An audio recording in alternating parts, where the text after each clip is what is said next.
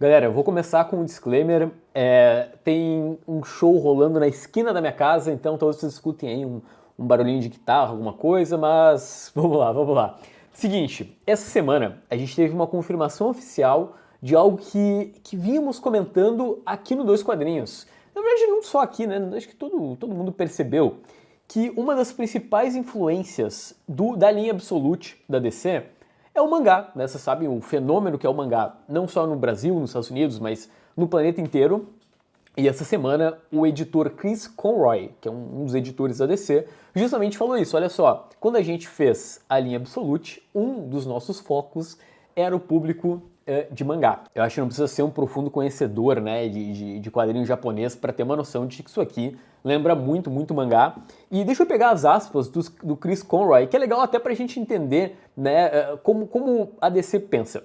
Tem uma massa de leitores cuja experiência do gibi seriado é o mangá e não o super-herói ocidental, a ponto de que a referência deles começou pelo mangá e não pelo nosso material. Ou esses leitores começaram por elementos do nosso material que foram refletidos em mangá. Aí ele tá falando é o caso do Chainsaw Man, uma Hero Academia, né, eu não li o Chainsaw Man ainda, tá? Lamento, uma hora eu vou arrumar esse problema. Mas uma Hero Academia, obviamente, traz aí referência de super-herói. O Chris também afirma aqui que a ideia da DC não era fazer um super-herói versão mangá, que isso nunca funciona. Não, eu vou citar as aspas de novo. A ideia é que você, leitor de mangá, vai ter uma história contada do nosso jeito, mas com raciocínio visual que tem a ver com você. E assim, gente, eu acho que sim, né, a escolha do Nick Dragotta tem tudo a ver com a questão do traço de mangá. Até o próprio Daniel Warren Johnson, ele diz que ele faz mangá norte-americano, e ele vai fazer agora uma edição do Absolute Batman.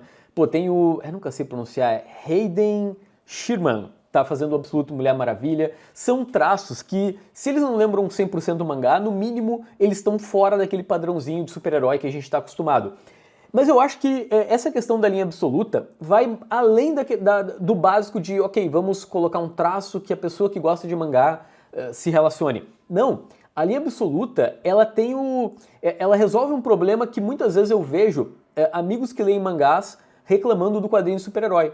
Que é óbvio, né, gente? São trocentos números 1, sendo que muitas vezes o número 1 é meio fake, né? Não é exatamente o recomeço, sendo que com a linha absoluta, sabe, é o número 1 de verdade. É o começo de uma história, tu tem a oportunidade ali, né, de acompanhar bonitinho.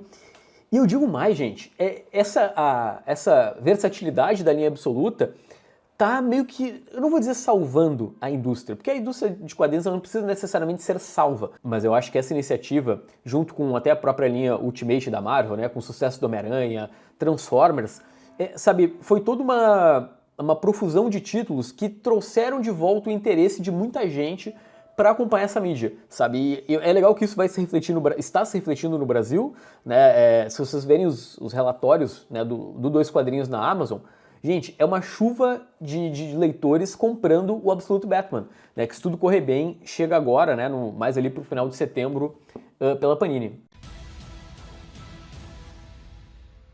E aí, galera, tudo bom? Vamos lá. Primeiro, se você puder, clique no botão do like, isso ajuda muito. É um prazer fazer parte do teu entretenimento de domingo, ou de segunda de manhã, ou, sei lá, daqui a 2050, quando tu estiver vendo esse vídeo. Eu quero te lembrar que aqui embaixo tem link para tu fazer parte do Catarse. Ó, exatamente nesse final de semana, a gente teve um clube com a Joyce, sobre o Senhor das Moscas, Joyce do Estante Diagonal. Em breve, tá? Ainda esse mês, vai ter um clube com Lucas Johannatan, sim, o vencedor do Jabuti, vai conversar com a gente sobre o Ouroboros, excelente quadrinho que saiu agora pela Comic Zone, e aí depois tem Davi Calil, tem Geraldo Borges, então aqui embaixo tem o link para tu entrar no grupo de WhatsApp, aí depois também tu participa dos clubes, tudo bonitinho. Bom, esse vídeo só existe por conta dessa galera que tá aqui na tela nesse exato momento. E ainda falando em Catarse, deixa eu comentar que exatamente essa semana começou a campanha de Crônicas Iborianas, o volume 4. Eu tenho aqui os 3 volumes iniciais, né, quadrinhos roteirizados pelo meu querido amigo Marco Colares. Galera, vocês têm ideia que a gente está falando de um Conan brasileiro que está chegando já no volume 4, né, claro, né, eles não chamam de Conan por questões de direitos autorais, né, mas sim, é o Cimério, do Robert E. Howard, só que eles batizaram de Ambra, que é um dos nomes do Conan. E é um projeto nacional e já tem 70 apoiadores em pouquíssimo tempo. Tipo, tem 3 dias que a campanha saiu. Eu cheguei a atualizar aqui, do nada já aumentou. Então, pô, que legal, sucesso aí pro Marco Colares, né, um dos caras que mais entende de Conan e de Robert E. Howard no Brasil. Literalmente, o cara é doutor em Robert E. Howard. E o interessante é que nessa edição das Crônicas Iborianas, agora o gibi ganha mais páginas, são 84 ao todo, né, acho que pode dar problema com o YouTube. Deixa eu botar outra imagem aqui na tela.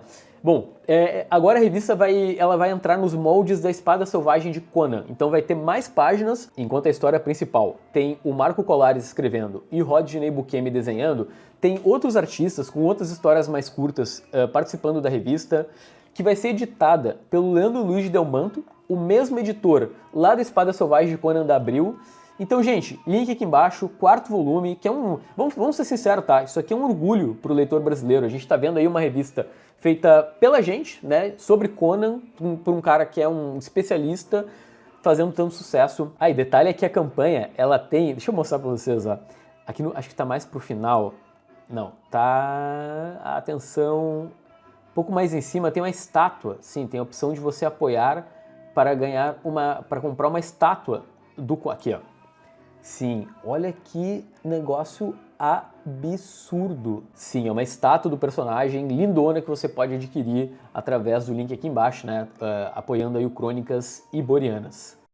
Aí dando as notícias rápidas, gente, sempre que tiver alguma coisa relacionada a Criminal do Brubaker com Sean Phillips, eu vou comentar aqui no canal. Essa é a capa de um especial de Natal que vai ser em dezembro lá fora, e eu devo comentar aqui no Dois Quadrinhos. Eu já conversei com a galera da Comics and Signatures para receber o gibi e fazer um vídeo. Aí você vai dizer, ô Vini, mas é só um especial de Natal, é legal? Então, segundo o Brubaker, na newsletter dele, vai ter mais páginas. Ao mesmo tempo, o protagonista vai ser o Rick Lawless, que é basicamente o pior pai do mundo, né? O centro de toda bosta do universo de Criminal é o Rick Lawless, e eu tô bem interessado. Parece que vai ter um RPG de Criminal também na publicação. Detalhe, vocês sabem que tem tipo 1 ou 2 semanas que saiu novo volume de Criminal, eu recebi há pouco, né, eu importei, que é o The Knives. Dá uma olhada, gente, é bem grande, tá? Tem mais de 200 páginas, não sei se tem o número de páginas aqui, não tem o número de páginas. Eita, olha o tamanho do universo do Brubaker com o Sean Phillips, né? Os caras têm muita publicação. Tô bem ansioso para dar uma lida. Meu querido amigo Adriano disse que leu a primeira história e é bem legal. Lembrando que aqui no Brasil a editora Mino publica os quadrinhos de Criminal, e eu só tô curioso como é que eles vão fazer com esse especial, né? Será que sai por aqui? Porque, beleza, não vai ser tão fininho, mas acho que não chega a ser um encadernado. Não sei. Galera, nossa, o inimaginável aconteceu no domingo passado. Vocês devem conhecer o Tom Brevoort, um editor da Marvel com uma história gigantesca, né? O cara tem, deixa eu ver, eu não lembro exatamente, mas são 35 anos. Eu até tava duvidando, mas sim, ele tem muita experiência. Ele tem 35 anos de Marvel. Atualmente, ele edita os X-Men, e aí na newsletter dele, ele resolveu usar o Gemini, que é uma inteligência artificial, para criar um logo e enfim, uma imagem de divulgação para a newsletter, né, do próprio Tom Brevoort. E aí vocês estão vendo aqui a imagem, aqui um pouco maior. Sim, é Man with a Hat, é o nome da newsletter. E, gente, o que eu vou dizer? Até no próprio texto, ele comenta que entende que é uma discussão que existe, né, o uso de inteligência artificial, mas ao mesmo tempo ele comenta que não tem como parar a modernidade, né, que é uma evolução tecnológica, e que ele usar de qualquer jeito, mesmo tendo aí o debate ético. Pra quê?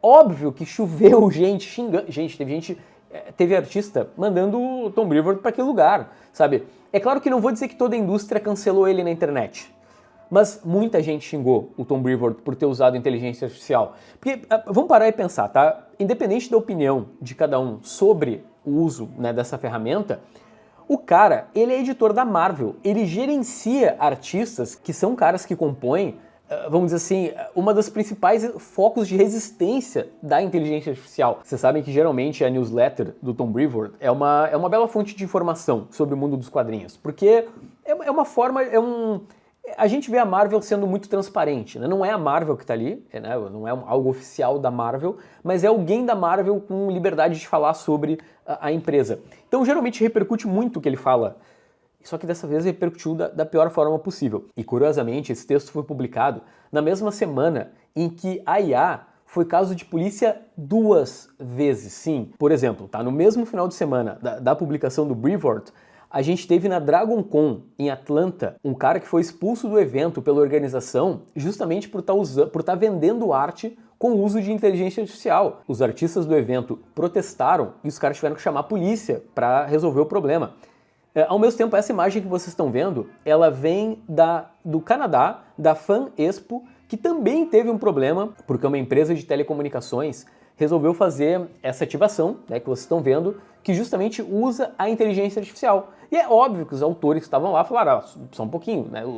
Só para um parênteses, né, para quem está por fora dessa questão do uso de inteligência artificial, a principal reclamação dos artistas é que essas imagens são geradas com imagens da internet.